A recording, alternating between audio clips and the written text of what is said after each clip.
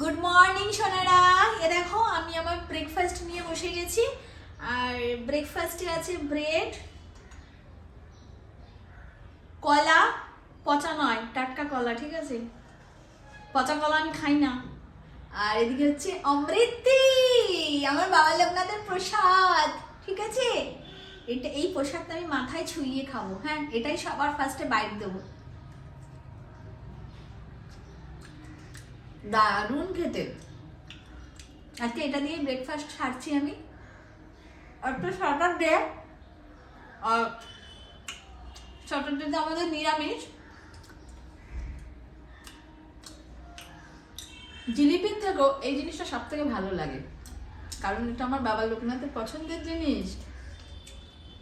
আর এটা টাটকা কলা, কলাটা মিষ্টি লাগবে না কেন বলো তো?